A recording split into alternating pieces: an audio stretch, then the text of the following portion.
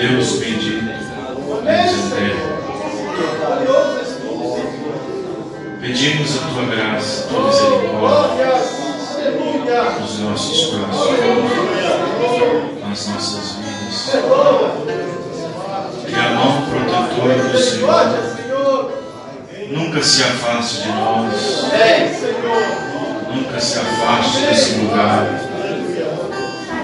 Que possamos, Senhor, ser sempre beneficiados por tua palavra. Que possamos, ó Deus, estar sempre atentos à voz do sétimo anjo, a voz do Senhor que ecoou nesse último dia.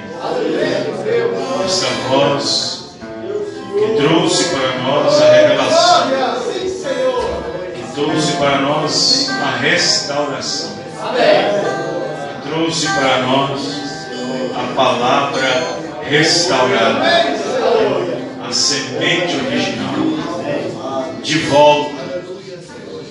Deus bendito, Deus eterno, até aqui o Senhor tem nos ajudado, até aqui o Senhor tem nos abençoado, até aqui a mão do Senhor tem nos direcionado. Nós estamos aqui, Senhor, crendo que o Senhor é o mesmo ontem, hoje e eternamente. Que o Senhor prometeu que onde estiver 2 ou 3 que estivesse reunido em torno do teu nome, o Senhor estaria presente. E aqui estamos, ó Pai, agradecidos ao Senhor por nos ter dado esse momento, esse privilégio de estar aqui, cuidando de nós através da tua palavra. Ó Deus, abençoa nossos irmãos e irmãs, abençoe, Senhor Deus, a cada lar, a cada família. Perdoa as nossas iniquidades, nossos erros cometidos. Perdoa, Senhor Deus, nossas faltas, nossa incredulidade às vezes, nossas ações anticristãs. Perdoa, Senhor Deus, que o sangue do Senhor Jesus Cristo nessa noite possa vir nos purificar e nos limpar de todo pecado. Senhor, tem misericórdia. O Senhor é o curador, o Senhor é o libertador, o Senhor, nosso Jeová Rafá, nosso Jeová Jireh. O Senhor é o que protege, o que guarda. O Senhor é a nossa cura, nossa bandeira, nossa luz, nosso caminho. Oh Deus, guarda-nos o nosso pé, para que não vaciles na tua presença. Oh Deus, ajuda-nos, ó Pai querido. Precisamos da graça do Senhor, da tua misericórdia. Abençoa-nos, ó Pai, como o Senhor tem sido mesmo ontem, hoje eternamente.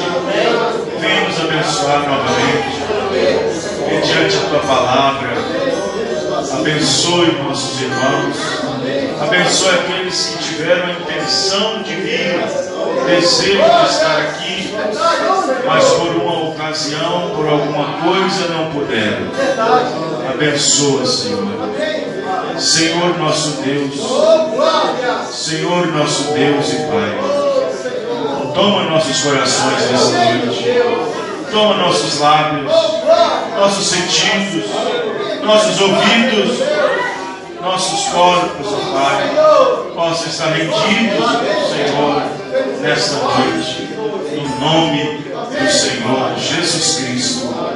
Amém e amém, Senhor. Amém. Muito bem, Deus abençoe cada um dos irmãos. Vamos tomar as escrituras no livro de 1 Timóteo, capítulo 6, a partir do versículo 3. Aleluia. Glória a Deus.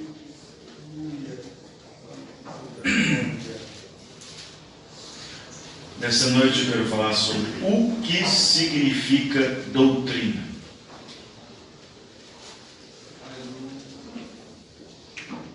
que significa doutrina. 1 Timóteo, capítulo 6, verso 3.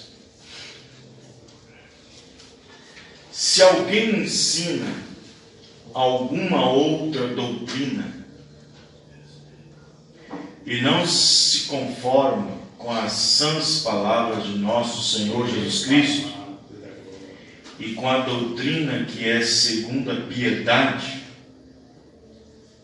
vejam bem, olha o versículo 3, o que está dizendo.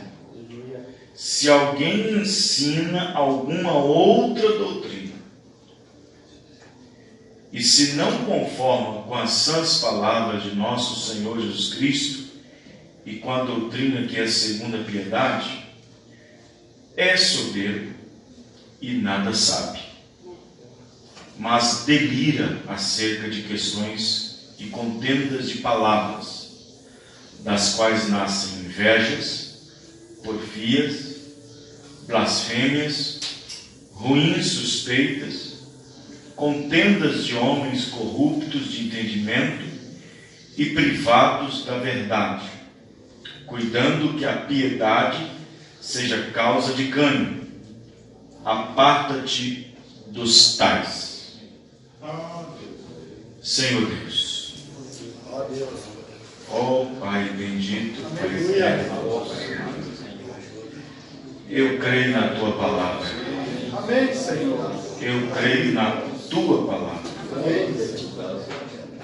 Mesmo que às vezes sem forças, às vezes, ó Pai, cansado, às vezes, ó Pai querido, de maneira que somente o Senhor conhece nossas vidas, mesmo assim nós cremos na Tua palavra.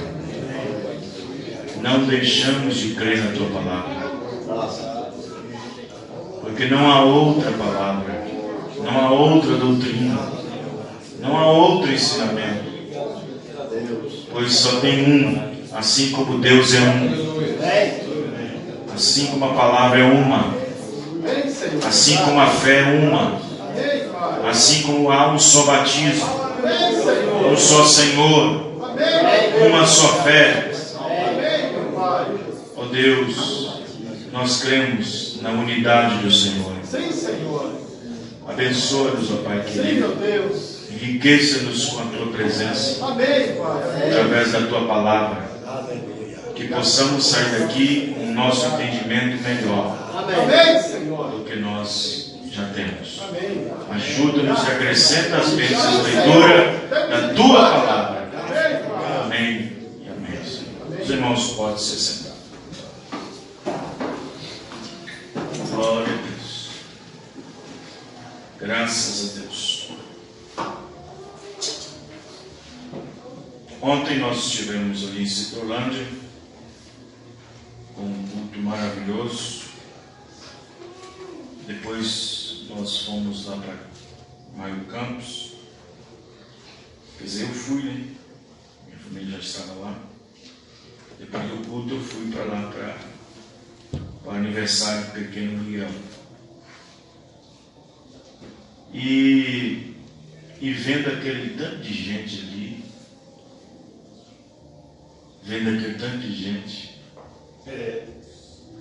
eu fui falar um pouco antes de orar pelo Miguel. Depois fiquei pensando, mas que coisa, que grande oportunidade eu tive, né? De falar algumas palavras, de dizer algumas coisas. Que grande oportunidade eu tive. Tinha umas 100 pessoas ali, irmão. Tinha, né? 100 pessoas. Então tinha muita comida, graças a Deus. Tinha muito aperitivo, né? Muito bolo. É tanto que o Marcelo e a Marisa nem veio, tanto bolo comer. Né? É isso mesmo? Muito bolo, não pode vir no culto hoje?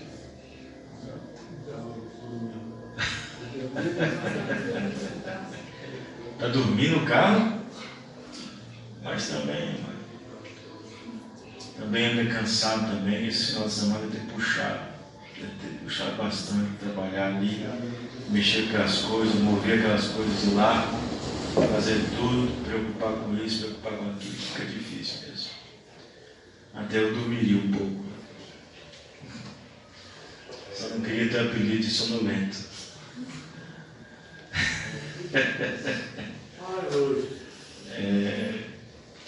Mas talvez comeu muito bolo e a glicose foi lá embaixo. Ou subiu, sei lá. Mas eu não comi muito não, porque eu já estava... Tinha muita coisa, mas eu não comi muito não. Comi muito não porque lá no culto de Citrolândia, tem uma irmã lá, uma irmãzinha, a neta da irmã Maria, que todo culto, depois que termina, dá uma bala para cada um. E eu chupei a bala e parece que o estômago daquele jeito. Dá aquela bala macia, todo culto ela vai e termina, vai dar cada uma bala. Ela vem para mim primeiro, dá para mim primeiro, porque eu sou mais crianção, grandão. Aí ela vai me dar a bala. Barriga, não sei. Aí chegou lá, comi só um pouquinho. Mas graças a Deus, foi muito bom e tinha bastante gente. E todos, creio que todos, né, irmão, foram assim, não deixou a desejar, né? Mas graças a Deus, Miguel ficou mais com o meu presente do que com os outros. Isso é bom. Queria dar um beliscão nele, mas fiquei com dó. Mas é assim, né? Muito bem. Vamos falar um pouquinho sobre esse tema que é muito importante. O convite foi feito, né, irmãos? O convite foi feito quase 2 meses antes, né? Os que compareceram, né? Os que não deu para comparecer, né? Mas, bom, louvado seja Deus. O que é doutrina? O que significa doutrina?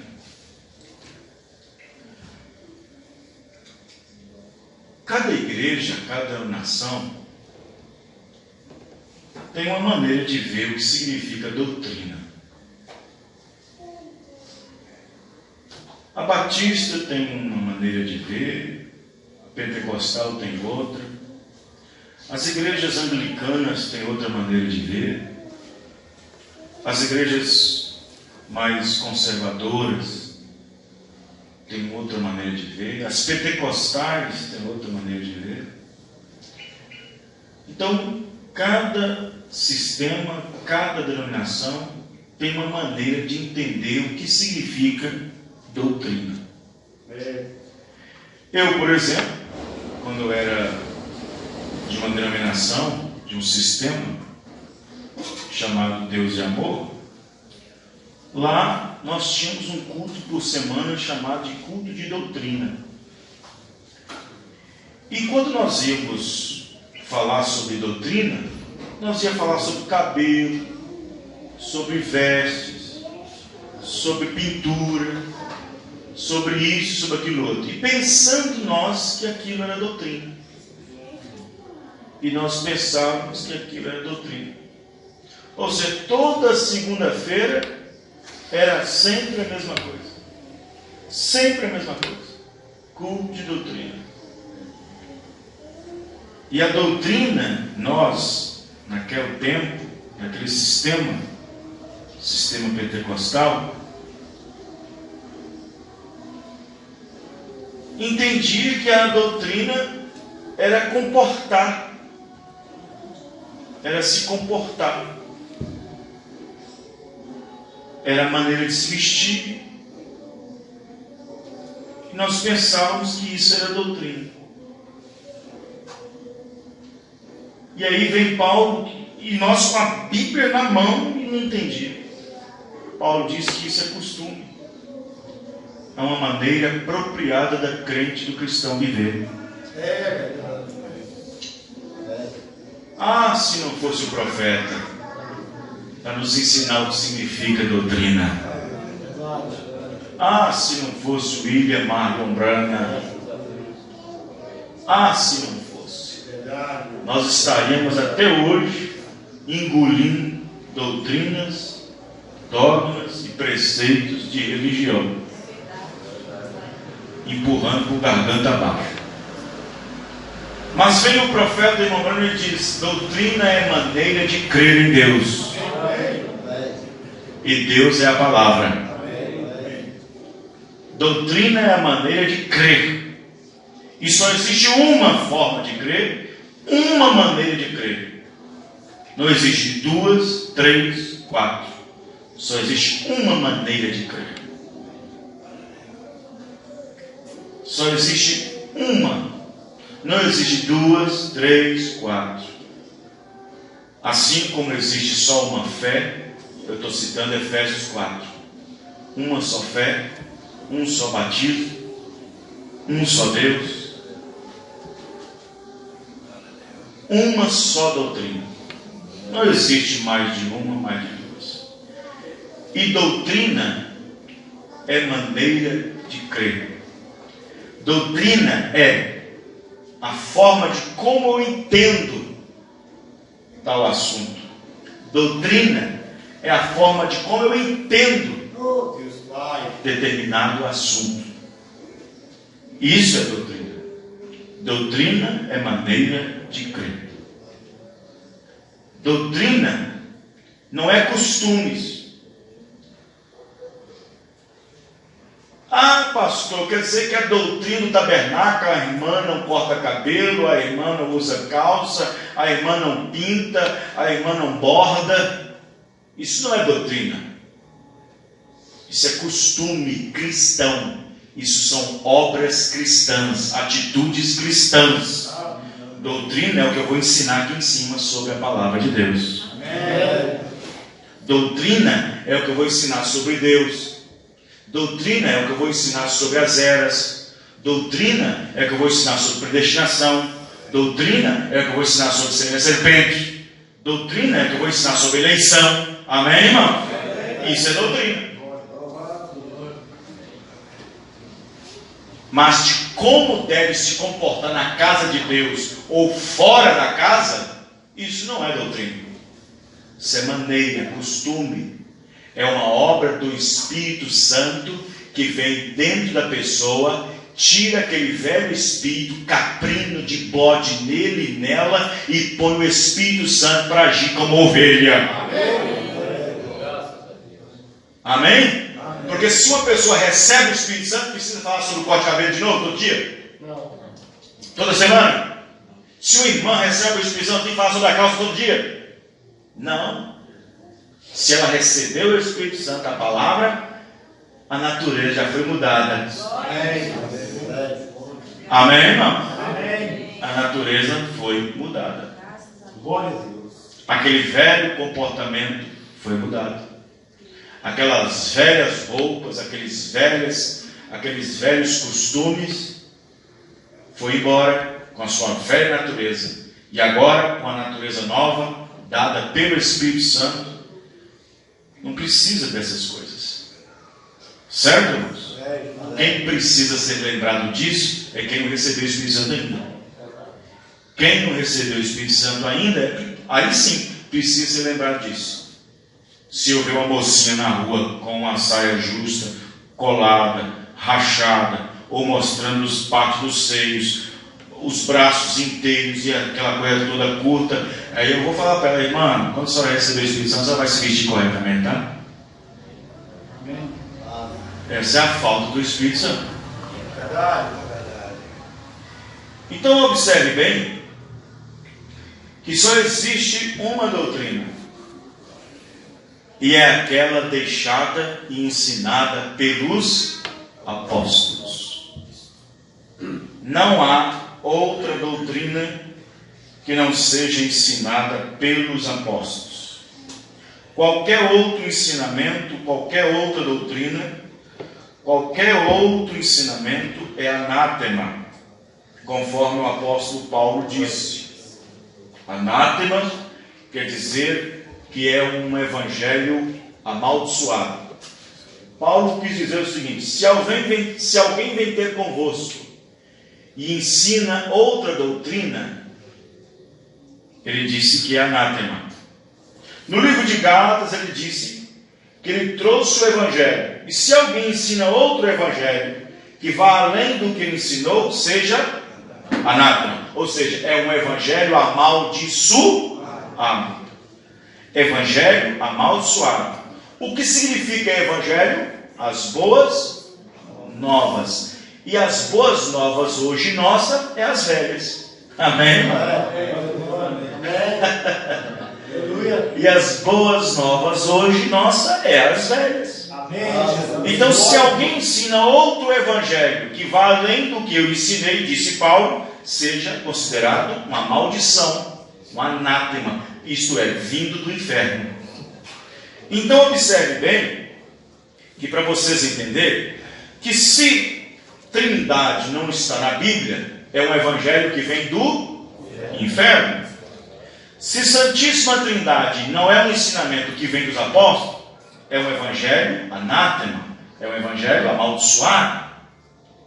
Se mulheres não podem levar ou carregar o ofício de pastora, diaconisa, bispa, missionária ou obreira, e mesmo assim as igrejas ensinam, eles estão ensinando um evangelho anátema, um evangelho amaldiçoado. Vocês estão entendendo? A Bíblia diz que Jesus Cristo é o mesmo ontem, hoje e eternamente. E se Ele é o ontem, hoje e eternamente, então Ele é o primeiro e o último. Mas se ensinam como forma de doutrina que Ele é a segunda pessoa, é um evangelho amaldiçoado. É um evangelho amaldiçoado. Porque tudo que está fora da Bíblia e não dentro da Bíblia, não provém de Deus. Vocês estão entendendo, irmãos? Então observe bem que doutrina é maneira de crer. Eu tenho um grupo que eu fiz no WhatsApp, um grupo só de pastores. Eu sou o coordenador do grupo. E desse grupo tem vários pastores.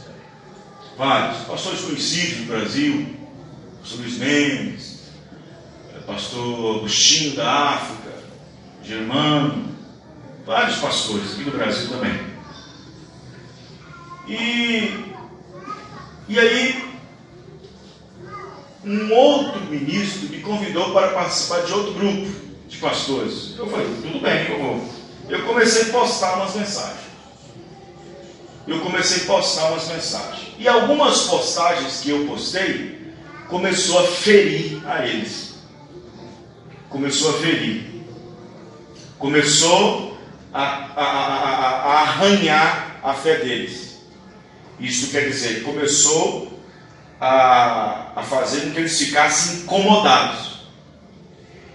E aí eles, creio eu, que eles começaram a pesquisar a minha vida ministerial, onde eu comecei, onde eu estou lidando, com qual companheirismo eu tenho, com quais pastores eu estou associado.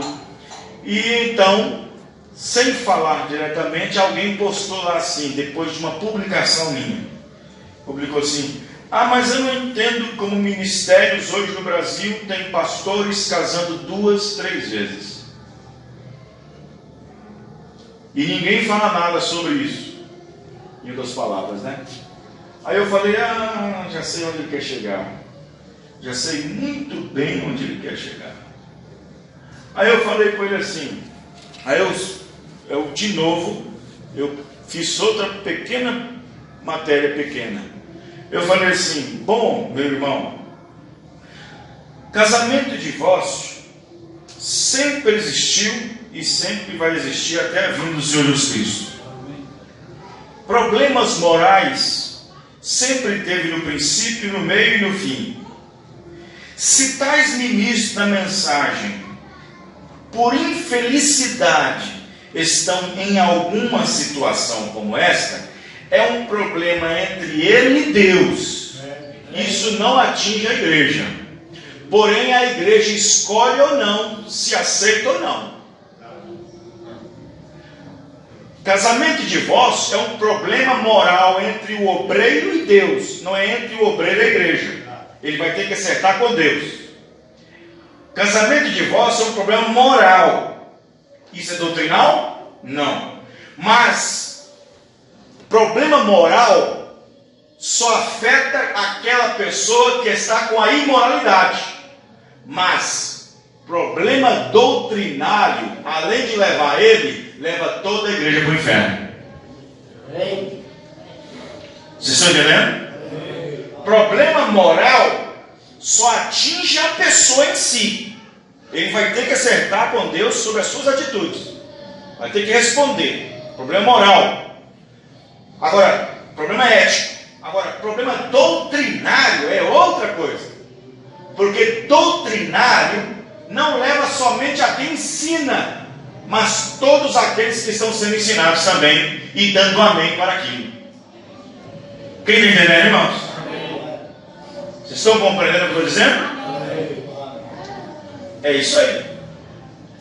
Aí você pode dizer assim para mim: pastor, então o senhor é a favor? O senhor é a favor de um ministro em cima do púlpito com problemas morais de casamento e divórcio? Não, eu não sou a favor. Não sou a favor. Creio que isso pode desqualificar um homem. Claro que desqualifica. Mas eu quero dizer para os irmãos que antes que um homem possa ser um pastor, ele não tem esposa. Um homem que nasce com o ofício de pastor, ele não tem esposa. Antes que ele venha a ser um pastor, ele já nasceu com o ofício, quer entender, irmãos? Sem ter esposa. Porém, para ele exercer aquele ofício lá na frente, quando ele estiver velho, adulto, aí sim terá que ser uma esposa, conforme está escrito em Timóteo. Tem que ser casado, marido ou mulher só. Amém, irmão?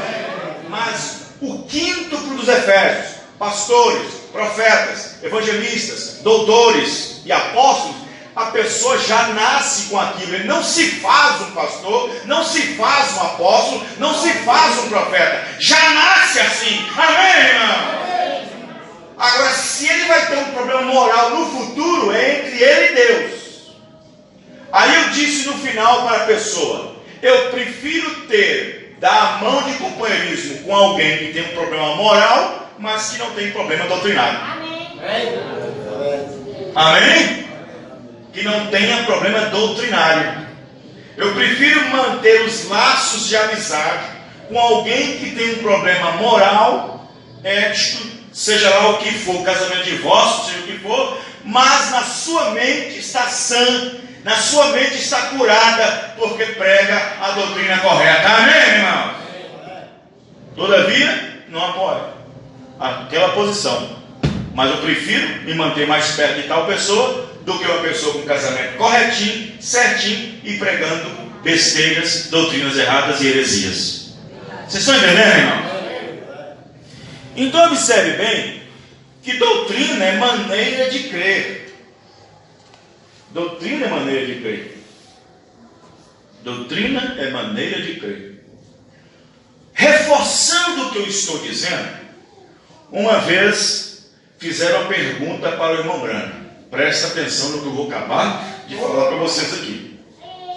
Um ministro chegou para o irmão Brana e disse assim: irmão Brana, o senhor permitiu, foi uma campanha, o senhor permitiu aquele pastor, aquele ministro subir no seu culto, ele tem problema de casamento e divórcio. O irmão Brana respondeu: irmão, o problema dele é moral, é entre ele e Deus. É entre ele e Deus. Doutrinariamente ele não tem. Porque se tivesse com problema de doutrina, era ele e a igreja. Não era somente ele, estava arrastando a igreja todinha também. Mas o problema moral é entre ele e Deus. E se a igreja aceita ele assim, quem sou eu para poder tirar ele de lá? Vocês estão entendendo, irmãos? Então a igreja merece o pastor que tem. Vocês estão entendendo o que eu estou dizendo, irmãos? Então observe bem que doutrina é maneira de crer. Maneira de crer. Agora observe bem, para vocês entenderem uma coisa. Paulo, pregando aos Gálatas, vocês sabem que Paulo teve um problemão com a igreja de Gálatas. Paulo teve um problema com a igreja de Gálatas. E Paulo disse que eles eram insensíveis. Paulo disse que eles estavam voltando a ser aqueles mesmo que antes eram na carne. Quero que vocês observem bem que quando Paulo disse que os Gálatas estavam se tornando insensíveis e que estavam voltando de novo para a carne, Paulo não estava dizendo que eles estavam voltando para a doutrina errada. Vocês estão entendendo, irmãos? Mas quando ele prega aos Gálatas, ele diz assim: quem foi que induziu a vocês a sair desse evangelho? Porque não há outro. Quem foi que induziu a vocês a sair desse evangelho? Porque não há outro. Estou citando Gálatas primeiro. Quem vos induziu a sair do evangelho? Porque não há outro. Foi a mesma pergunta que Deus falou para Adão: quem te mostrou que está nu? Quem te mostrou que está nu? Quem te ensinou? Vocês estão entendendo, irmãos? Quem te mostrou isso? Então você observa bem que doutrina é maneira de crer. Doutrina. Agora, quando Paulo disse a Timóteo que pessoas que começam a ensinar doutrina que não está baseada com aquela que foi iniciada, porque você pega, por exemplo, em Atos capítulo 1, você vai ver uma coisa bem interessante antes de Jesus subir aos céus, antes de Jesus ser tomado e ser recebido nos céus. Você vai ver em Atos 1 uma coisa bem interessante, porque a Bíblia, ela é harmonia pura, amém? A Bíblia não pode chocar com a própria Bíblia. A palavra não choca a si mesma. A palavra não vai contra ela. Ela tem que se harmonizar. Então você observa bem que Lucas, o autor do livro de Atos dos Apóstolos, ele fala sobre o tempo da ascensão do Senhor Jesus, mas que antes que Jesus fosse assunto aos céus e recebido nas alturas, Jesus deu mandamentos e deu muitas coisas para eles em forma de ensinamento. Aí ele diz o seguinte: fiz o meu primeiro tratado, ó Teófilo, acerca de tudo que Jesus começou no princípio do ministério, não só a fazer obras, mas também ensinar. Amém? Ensinar. Então você observa bem que Jesus, depois da sua ressurreição, ele ainda tinha dado mandamento aos apóstolos, ensinando aos apóstolos. Amém, irmãos? Agora observe bem que no livro de Gálatas, capítulo 1, abre sua Bíblia para vocês verem, vocês vão ver que Paulo, ao se direcionar aos Gálatas, você observa bem que os Gálatas estavam tendo um problema sobre receber a palavra, sobre a forma de crer. E aí, no versículo 6, Paulo diz assim, ó: maravilho-me de que tão depressa passasseis daquele que vos chamou à graça de Cristo. Amém? Maravilho-me que de tão depressa passasseis daquele que vos chamou à graça de Cristo para outro evangelho. Outro. Então, se você observar, no tempo de Paulo, já tinha pessoas introduzidas no meio da igreja, ensinando outro tipo de doutrina que não era estabelecida por Paulo. Estão entendendo, irmãos? Aí Paulo diz: o qual não é outro. Não é outro, não existe outro. Mas há alguns que vos inquietam e querem transtornar o evangelho de Cristo. Transtornar é bagunçar. Quem está entendendo, irmão? Transtornar é embaraçar. Mas tem alguns que estão vos inquietando.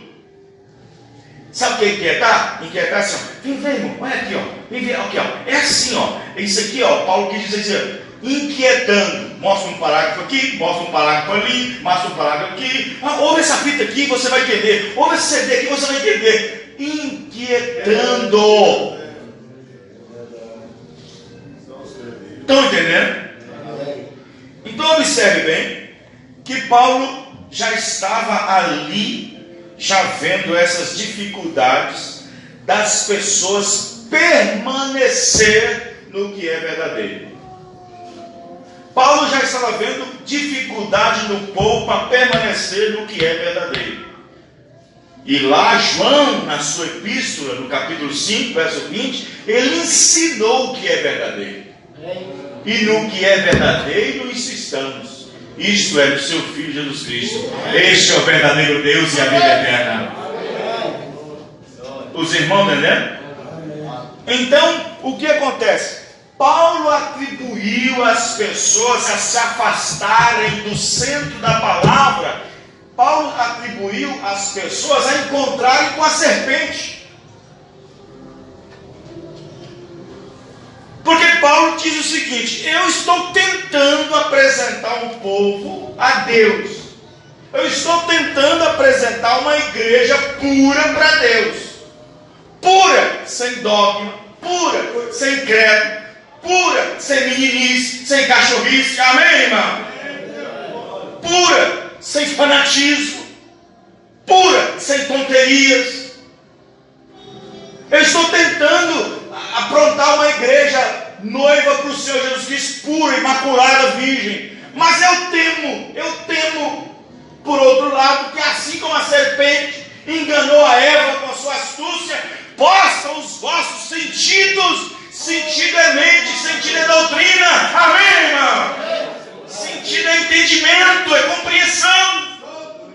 Mas eu temo que como a serpente enganou a Eva com a sua astúcia, possam também os vossos sentidos, mente, maneira de crer, serem corrompidos, e assim, depois de corromper, se afastem da simplicidade que há em Cristo Jesus.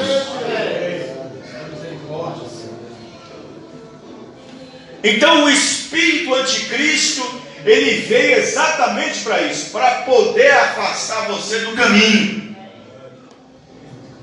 para te dar um evangelho fantasmagórico, para te dar um evangelho, sabe, um evangelho sem designação nenhuma, para te dar um evangelho que choca com as outras escrituras.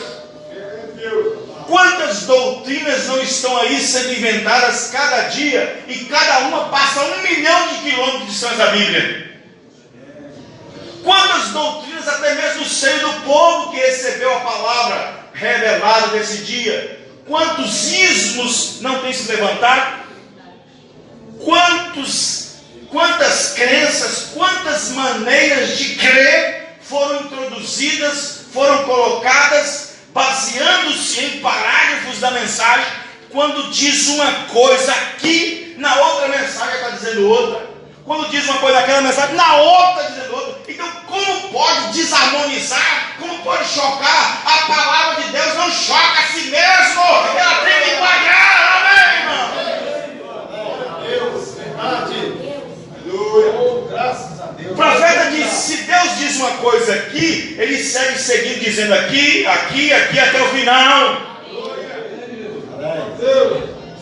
Então Deus não pode dizer uma coisa aqui e passar 1000 anos, levantar outro profeta e o outro profeta chocar com o que foi dito há 1000 anos aqui atrás. Isso quer dizer que Deus teve uma mudança de opinião, de pensamento, e Deus não muda seu pensamento. Sabe por quê? Porque Deus não erra. Amém?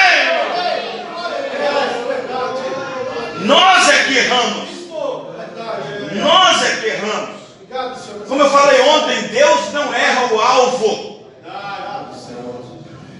O homem, olha, eu já vi pessoas desviarem estradas de montanha, desviar um rio grande, como aquele que está sendo desviado lá no norte do país, desviando o leito do rio. O homem pode fazer isso, desviar certas coisas, mas desviar Deus, ele não pode. Deus permanece o mesmo, amém, irmão?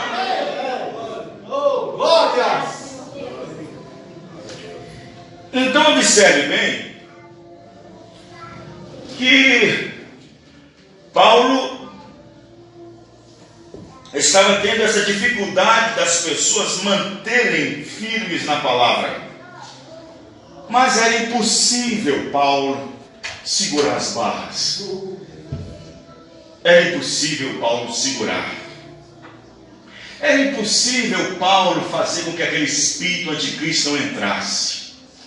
Era impossível para Paulo ficar ali, mesmo velhinho, ali, aquele espírito ia tomando outras pessoas, ia tomando outra, porque o espírito não morre. Paulo, sabendo que não podia vencer aquele espírito, ele disse o seguinte: olha, nunca vos deixei de anunciar todo o conselho de Deus, estou ficando velho, combati o bom combate, mas uma coisa eu tenho que dizer para vocês: após a minha partida, vão entrar lobos cruéis que não vai perdoar o rebanho. Ele diz explicitamente: combati o bom combate. Eu enfrentei bestas feras, eu enfrentei doutrinas, eu enfrentei isso, enfrentei aquilo outro, frio, fome, tal. Combati o bom combate. Aí lá no livro de Atos ele diz: nunca vos deixei de anunciar todo o conselho de Deus. Mas uma coisa eu digo: isso não vai ficar assim, porque após a minha partida entrará no meio de vós lobos cruéis que não perdoarão o rebanho e introduzirão encobertamente heresias de perdição, dos quais será blasfemado o caminho da verdade. Vocês estão entendendo, irmãos? Porque só existe um caminho também. Não existe dois, só existe um. Aí Paulo reforçando isso, Paulo vai e chega aos Tessalonicenses, capítulo 2, no segunda carta. Ele disse: rogamos pela vinda do Senhor Jesus Cristo e pela nossa reunião com Ele. Amém. Você não quer reunir com Ele? Amém. Você não quer reunir com Ele, irmão? Amém. Você não roga pela vinda do Senhor Jesus Cristo? Amém. Mas olha o versículo 2. O versículo 2 é interessante. Todo mundo quer isso, não quer? Todo mundo quer isso, não quer? Mas ele diz: mas que não movais facilmente do vosso entendimento, quer por palavra, quer por espírito, quer por epístola, é carta, como se fosse nossa, como se o dia de Cristo estivesse perto, porque não será assim até que primeiro venha a apostasia. Só o Senhor é Deus. Então nós podemos observar que sempre foi doutrina errada, maneira de enxergar as coisas de Deus erroneamente, que fez com que muitos, desde os anjos do céu, descer para o inferno. Doutrina errada, isto é, a maneira de enxergar erroneamente uma palavra de Deus, interpretando, que fez desde os céus fazer anjos cair do abismo. Lá no céu, Lúcifer pregou uma mensagem para os anjos e deu para eles uma mensagem contrária ao de arcanjo Miguel. E eles entraram na dele, creram naquilo, aceitaram aquilo, e aquilo era contrário ao que Miguel tinha, aquilo era contrário ao que Miguel já tinha estabelecido, porque o próprio Judas diz na sua carta: e aos anjos que não guardaram o seu principado, quem era o príncipe desde o céu? Miguel. Aos anjos que não guardaram o seu principado, foram acorrentados, foram levados e estão na prisão eterna até o dia do juízo.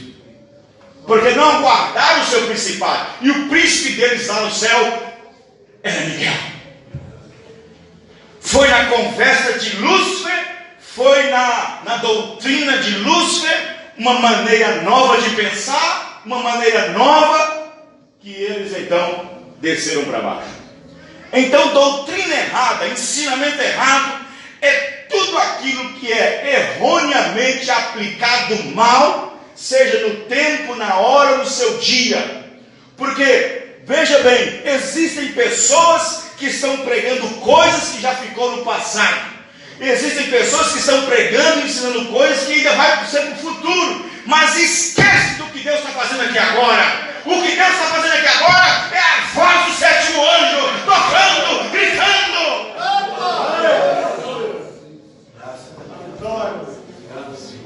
Amém? Então, observe bem que Paulo disse: olha, não vai ficar assim quando eu partir, porque após a minha partida vai entrar no meio de vós lobos cruéis, ministros, obreiros fraudulentos, que não perdoarão o rebanho.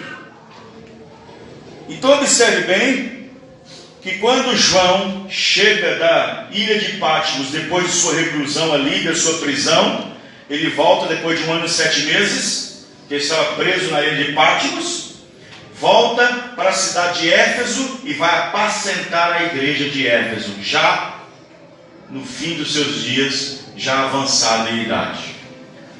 E então João descobre que havia um espírito ali dentro que as pessoas não estavam percebendo, e aquele espírito era apenas um pequeno passo que mais na frente desse o maior passo para sair fora da palavra. Os irmãos entendendo? O espírito anticristo era apenas um espírito que parecia inofensivo. Ninguém dava conta dele. Ninguém estava percebendo. Mas João viu aquele espírito. E aquele espírito, quando ele tornasse uma obra, depois uma doutrina, primeiro era um espírito, depois se tornou uma obra. Espírito de Cristo, obra dos Nicolaítas, e no 4º século veio o Papa com a coroa, virou uma doutrina. Vocês estão entendendo, irmão? E isso fez com que a igreja toda fosse cair direto no abismo durante as eras das trevas. 1000 anos de trevas lá, de 608 até 1579, quando Deus, lá de dentro de Roma, do Vaticano, levantou Martinho Lutero, um monge que estava na sucessão da linha de cardeal, com uma mensagem de justificação, pregando contra a Igreja Católica, colocando suas 95 teses sobre como reformar a Igreja Católica. Diz o irmão Brana e diz os historiadores que ele não queria fazer uma nova doutrina, não queria ir contra o Papa, mas ele queria apenas reformar algumas coisas que estavam totalmente desajustadas. Mas mesmo assim, Lutero, fazendo isto, ele foi tido como inimigo da igreja e do Estado. Portanto, perseguido por Roma, perseguido pelos papas, foi escondido pelo seu amigo rei Ricardo, lá da Inglaterra, ficou no castelo 5 anos ali. Os seus discípulos pensou que ele estava morto, enquanto ele estava no castelo, lá em cima, escrevendo a Bíblia para nós, traduzindo do latim. Amém, irmão? Aleluia! Santo Deus da glória! Se não fosse Lutero, como é que essa Bíblia tinha vindo para nós? E engraçado, né? Engraçado que quando ele traduziu toda a Bíblia dos 5 anos, toda a Bíblia, do grego para o latim, do hebreu para o latim, quando estava tudo prontinho, a Bíblia prontinha, antes do rei Ricardo colocando as impressões para imprimi-las, ele pegou uma bem novinha, a primeira, e deu de presente ao rei Ricardo. Por quê que ele deu de presente ao rei Ricardo? Porque o rei Ricardo colocou o reino dele e a própria coroa, em perigo por causa de Roma. colocou em perigo, estava escondendo Lutero durante 5 anos no castelo de Hockenheim. 5 anos. Ele colocou a coroa dele, o reino dele, em perigo por estar escondendo um inimigo do Estado, do Vaticano de Roma e principalmente do papado. Estão entendendo, irmãos? Então observe bem que João disse, o espírito anticristo dos meus filhos. Eu acho que João pegou a carta de Paulo, e após subir no púlpito disse assim, na hora que foi pregar, assim, foi-nos dito que o espírito anticristo viria. Aí ele disse, é verdade, mas eu digo que já está aqui. Amém?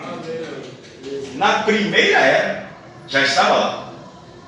Eu creio que João, naquela idade, quase 90 anos, velhinho já voltando da ilha de Patmos, foi pastorear a igreja de Éfeso e foi pegar a Bíblia. Talvez ele pegou as cartas de Paulo escritas a Timóteo e foi lá, meus filhinhos, foi dito que o espírito anticristo viria nos últimos dias, não foi? Ele disse, foi dito. Pois eu vos digo, já está aqui no vosso meio.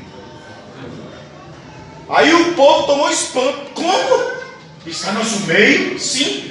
Então, João, como que nós vamos descobrir que esse espírito está aqui em nosso meio? João vai e diz assim, então vocês descobrirão assim, todo espírito que não confessar que Jesus Cristo veio em carne, esse não é de Deus, é o anticristo que eu disse que viria. E já tinha um espírito lá dentro tentando negar a deidade do Senhor Jesus Cristo, tentando negar que ele não era Deus. Então João deu a receita, filhinhos, todo pregador, todo espírito que não confessar que Jesus Cristo veio em carne, esse não é de Deus, é o anticristo. Mas nós confessamos que ele é de carne, veio de carne. Nós confessamos que Cristo veio em carne. E aí João diz, mas todo espírito que confessar que Cristo veio em carne, esse é de Deus. Você confessa que ele veio em carne, irmão? Amém?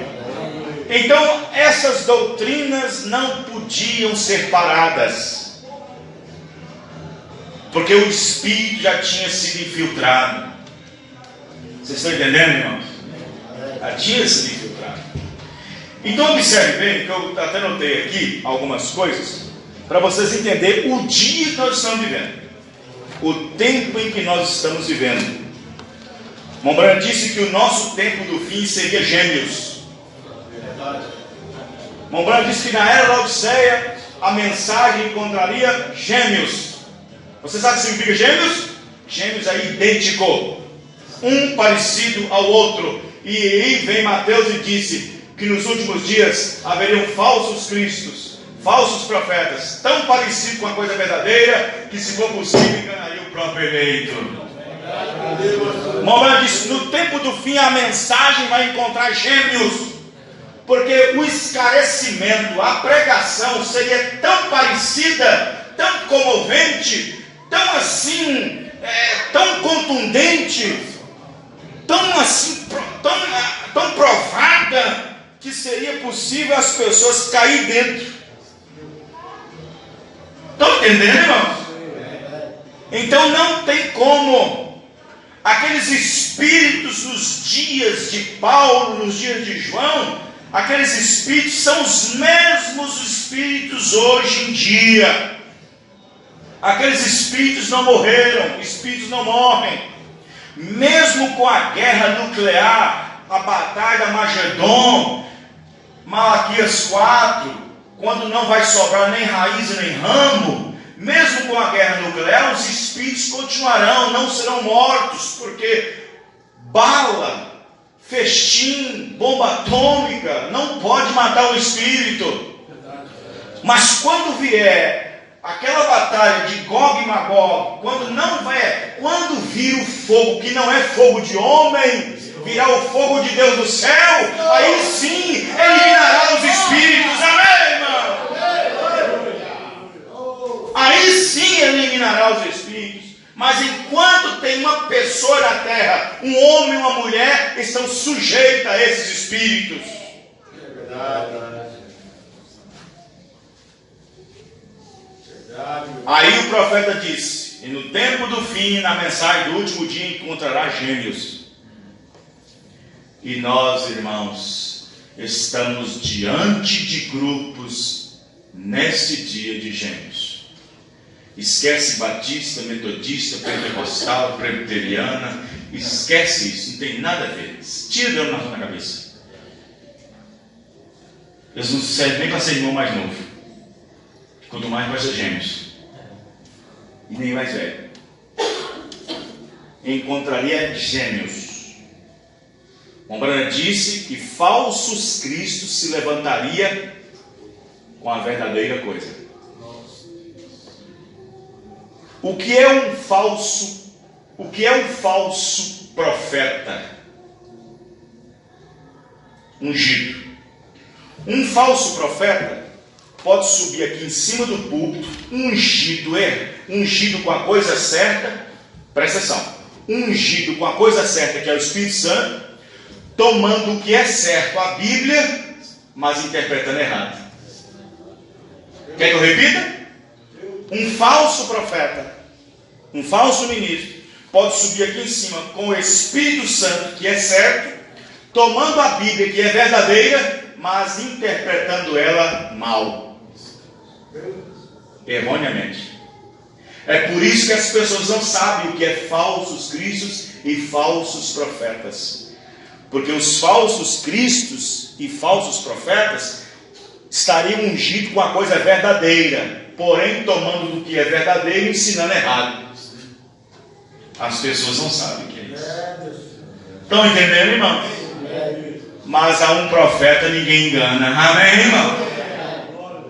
A um profeta ninguém engana. E eu vou dizer mais: nem aos escolhidos pode ser enganado, diz a Bíblia. Amém, irmão? Vocês estão entendendo? Então eu quero que vocês prestem atenção daqui para frente, que a coisa vai aprofundar um pouco. Nós vamos observar aqui. Não houve, por exemplo, em nenhuma era, sequer depois que Deus visitou o povo. Olha para o quadro ali, a minha direita e a sua esquerda. Olha o quadro das eras da igreja: 7 estrelas, 7 anjos, 7 luas. A lua é a mesma, porque são 7 fases da lua. As estrelas são 7 estrelas, 7 mensageiros, 7 anjos. 7 fases da igreja. A lua representa a igreja.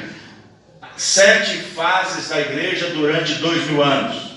Lá está cada mensageiro, cada anjo simbolizado com uma estrela.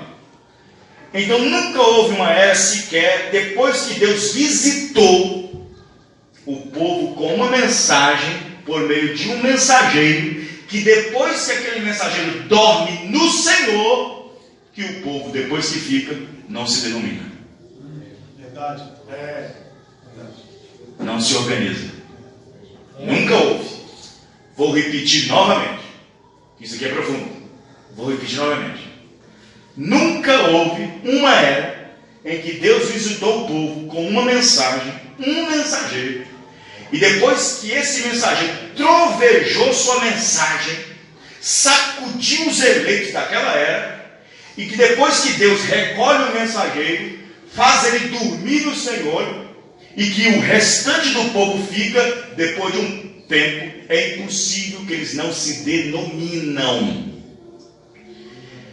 Não foi diferente no tempo de Paulo, não foi diferente no tempo de Irineu, não foi diferente no tempo de Martim, não foi diferente no tempo de Columba, não foi diferente no tempo de Lutero, não foi diferente no tempo de Wesley, e não será diferente no tempo de William Marion Branham. Não se engane, não vá se enganar. Pastor nenhum da mensagem, ministério nenhum da mensagem, companheirismo nenhum da mensagem. Não se engana. não pense que o que aconteceu nas eras passadas não se repetiria na última era. Não pense que o grão restaurado, a semente restaurada, a semente original, neste último dia, não estaria no meio dela também a erva daninha também misturada.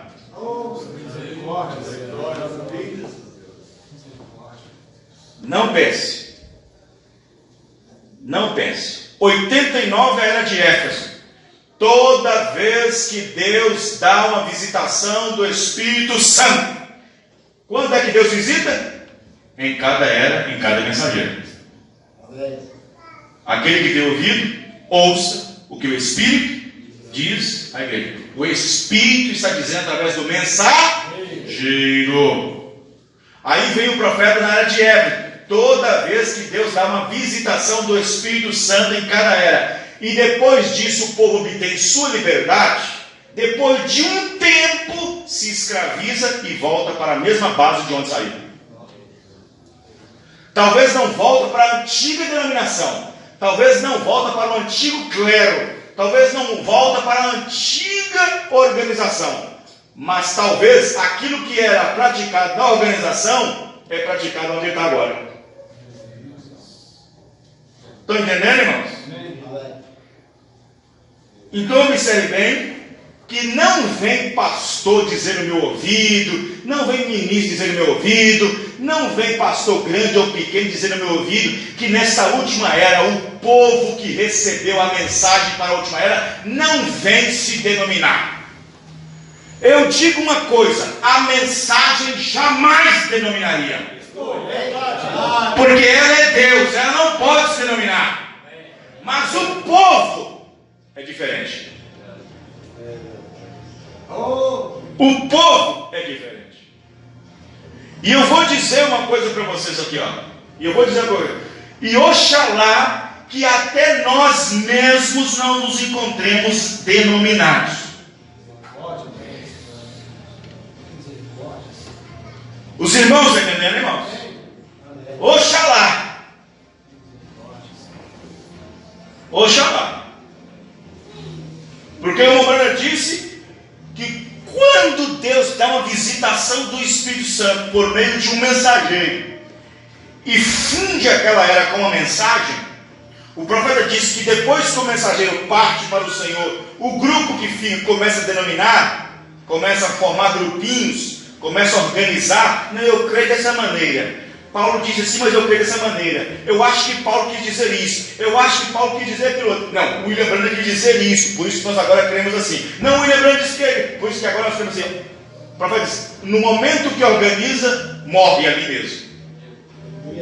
No momento em que organiza, morre ali mesmo. Mas nenhuma organização, me diga na história ou na Bíblia, aonde algum grupo se denominou, se organizou, achou-se a si mesmo errado. Não se acha errado. Os anjos do céu que caíram não se acharam errado. Caim não se achou errado. Datã Miranda não achou errado. Eles não se acham errado. Os irmãos entenderam, irmão? Nunca na história, desde o céu, quando um grupo se denomina e se organiza, nunca se acha em erro.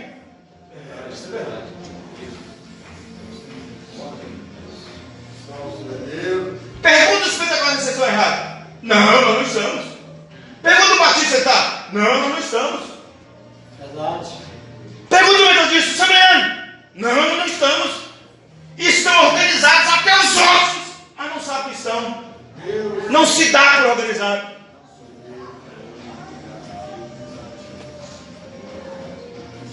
Os irmãos estão entendendo, irmãos?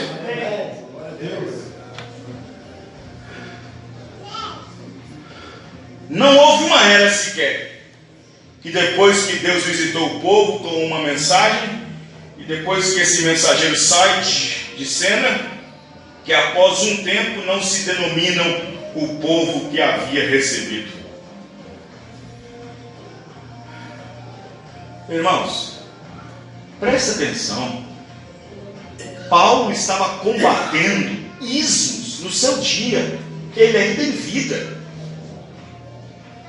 Ele estava combatendo um grupo que dizia que a ressurreição tinha acontecido. Está escrito aonde? 1 Timóteo, né?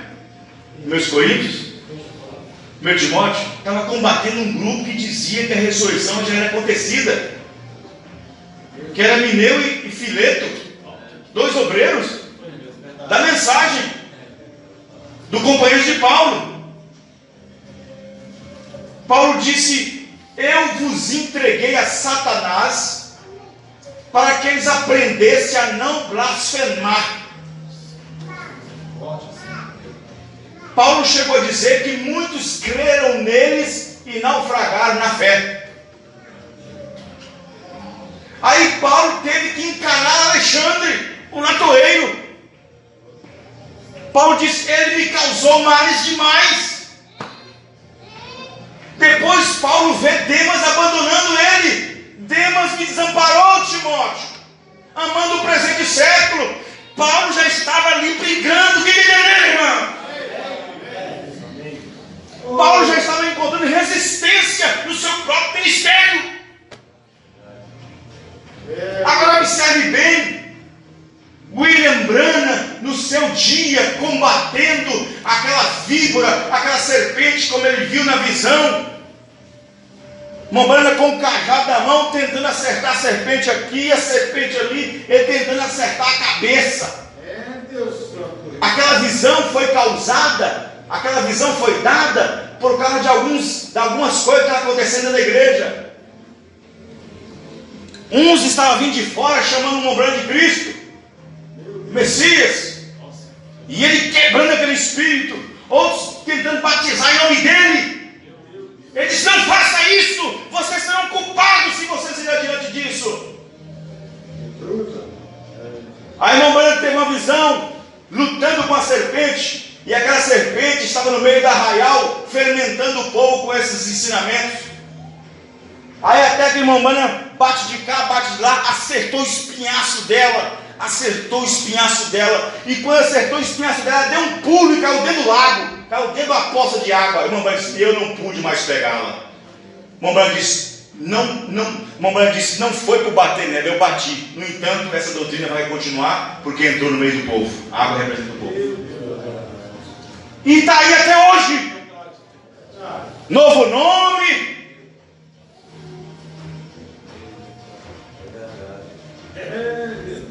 E vai embora.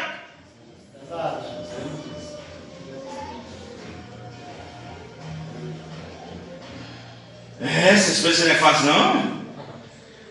Agora, o profeta lá atrás lutou com esse espírito. E depois da sua partida, como é que fica? E depois da sua partida, como é que fica? Irmão, vou dizer uma coisa para vocês aqui, ó. Será um grupo bem pequeno que vai subir no arrebatamento, viu? Verdade.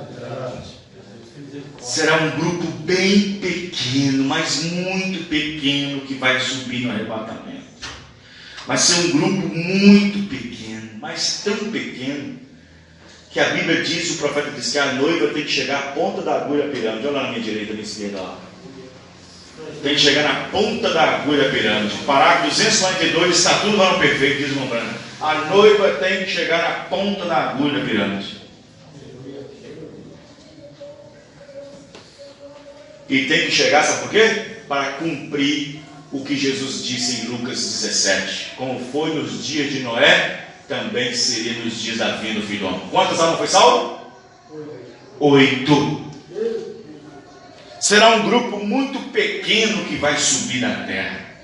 Será um grupo tão pequeno, que até quem é da mensagem não saberá que da própria mensagem saíram as pessoas que nem viu.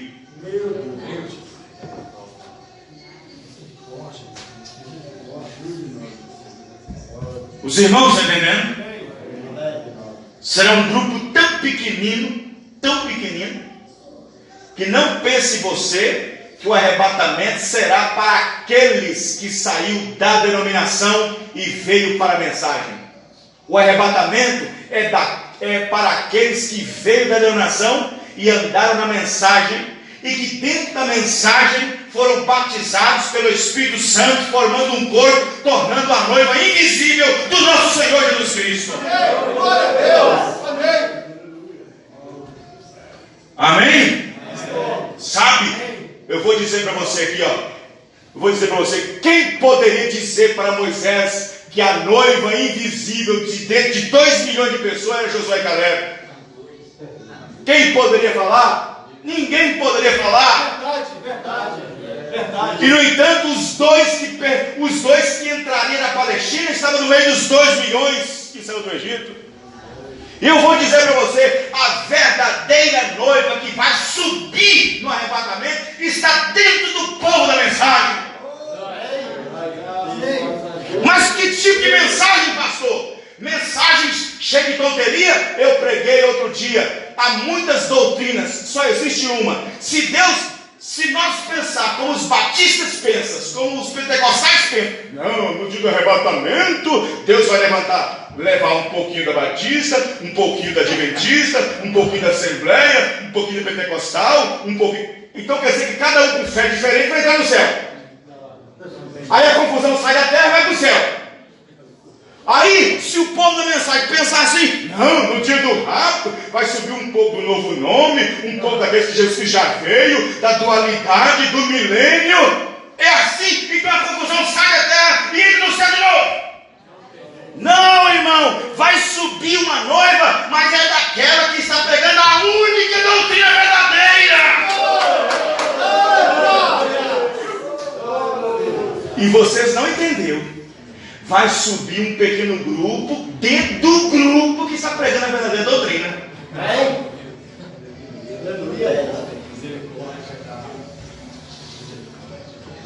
É? Ou você pensa que no grupo verdadeiro que está pregando a verdadeira doutrina não tem 3 caras de crente? Verdade, tem sim. É para colocar barba de molho mesmo. É para colocar barba de molho mesmo. Nós temos que sair desse speed de festa, speed de reunião de festa, o povo quer festa. Nós temos que entrar dentro da palavra. Amém, irmão? Glória a Deus, verdade. Vamos ficar de pé. Glória. Santo Deus, a glória. Aleluia. Glória a Deus. Louvado seja o nome do Senhor Jesus. Vamos dizer todos, graças a Deus. Graças a Deus. Aleluia, glória a Deus. Senhor nosso Deus e Pai, abençoa-nos, ó Deus querido, nesta hora. Pedimos por tua graça e por tua misericórdia. Ó Deus maravilhoso, nós sabemos que sem o Senhor nós não somos nada. Sem o Senhor não podemos realizar nada. Pedimos a graça e a misericórdia do Senhor em nossas vidas, meu Pai. Ó Deus, como disse Paulo aos Tessalonicenses, não vos movais facilmente no vosso entendimento. Ajuda-nos, ó Pai, a não nos mover, para ficar firme na palavra, guardando a palavra do jeito que ela foi entregue. No nome do Senhor Jesus Cristo. Amém. Amém, Senhor. Deus abençoe a todos os irmãos. Até a próxima reunião, se o Senhor Deus assim permitir. Deus abençoe cada um. A irmã pediu oração. A irmã Sara, ela vai fazer uma visita à sua avó, ali no extremo norte de Minas, onde parece que está passando mal, né? Está passando. Hã? Muito ruim. Então a irmã vai lá. Sentiu de lá, porque pode ser, talvez, ninguém só não sabe. É bisavó, né? Bisavó. Bisavó, sempre bisavó tem mais de 80, né? Então é complicado. Passou essa idade assim. Deve ter 98. 98? Eu tenho um irmão que, se cuidar, na hora que ela atingir 47, 48 anos, vai ser bisavô. Um irmão. Ele foi pai com 16 anos. Foi pai com 16 anos. Com 32 já era avô. Né? E vai ser bisavô talvez aos 45. Meu irmão Cirlei, mais novo que eu. Senhor Deus, Senhor nosso Deus, abençoa, Senhor, a viagem da irmã. Abençoa, Senhor Deus, o seu percurso, o seu caminho. Que ela seja protegida no seu andar, no seu caminhar. E que dê graça também, Senhor, e força à sua bisavó, Senhor, sabemos que nessa altura, Senhor, nessa idade, é difícil manter, Senhor, por causa desse mundo tão cheio de doenças, enfermidades. Os novos já não conseguem, quanto mais os velhos. Meu Deus, tem misericórdia. Que o Senhor seja o protetor e o guardador entre ir, sair e voltar, indo e voltando pela graça do Senhor, no nome do Senhor Jesus Cristo. Amém. Amém, Senhor. Deus abençoe os irmãos. Até a próxima reunião, se o Senhor permitir. Deus abençoe.